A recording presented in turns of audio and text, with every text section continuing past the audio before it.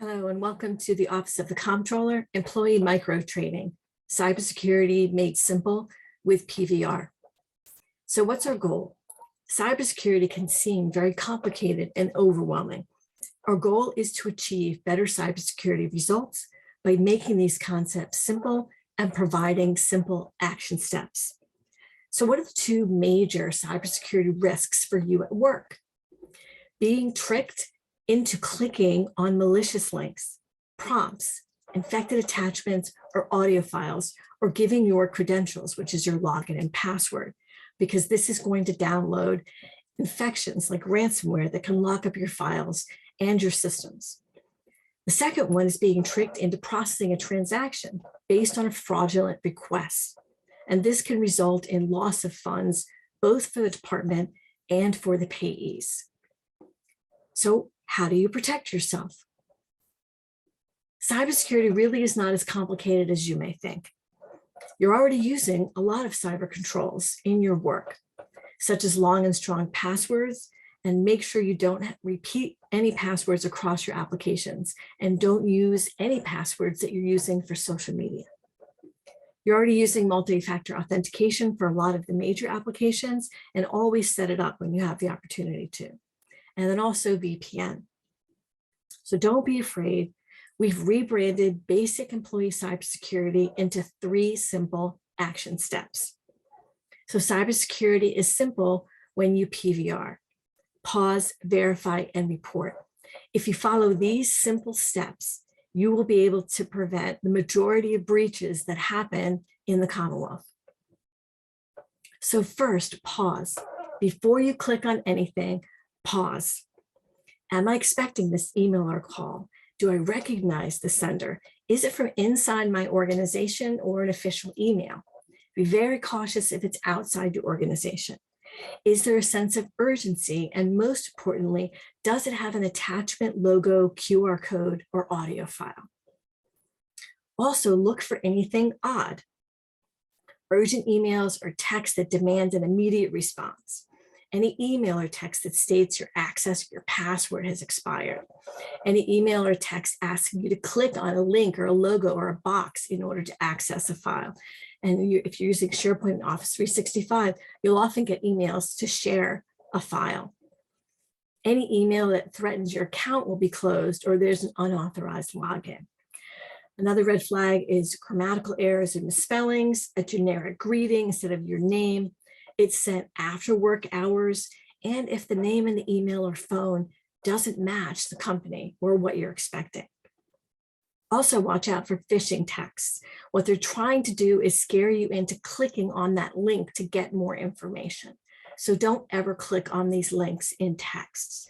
Any kind of banking application, any activity is only going to appear on the official account. So close out of the text and log into your official account. If there's any irregularity or concern, change your password. And again, the recommendations now are 16 plus characters and no repeated passwords across your applications. And don't use the phone number that's in the text. Don't call them, because a lot of those are imposter phone numbers. The newest type of scam that's happening is called prompt bombing. And that's where they send you a series of pop-ups or pings or texts, and they're asking you to accept or deny credentials or approve it through your authenticator app. It usually comes after hours, such as late at night when it's really annoying and you're tired.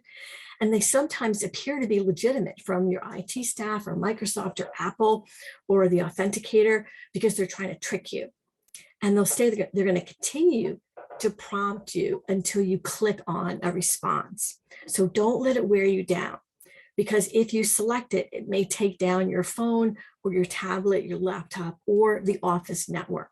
So exit out of the text or the authenticator without clicking on anything and contact your work IT support. If it's from your home cell, close out and contact the provider. So what not to click? Again, pause. If you get logos or links, QR codes, or audio files, criminals are really creative and they use colors and graphics to encourage you to click. Even if it looks familiar, don't fall for it.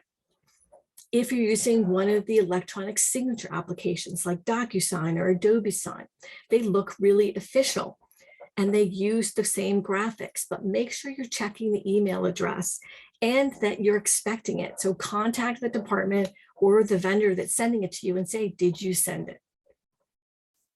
The second part, verify, especially when you're doing Commonwealth business. Don't click until you verify. That's known as zero trust. Don't rely solely on electronic paperwork, calls, or texts. So follow your written validation process for checking things out. When you're doing major changes, always verify personally with the requester, especially when you're doing payroll or banking changes, because this will misdirect funds to a criminal if you don't verify it. If you're making contract changes or any department business done electronically, make sure you're checking that the person actually sent it to you.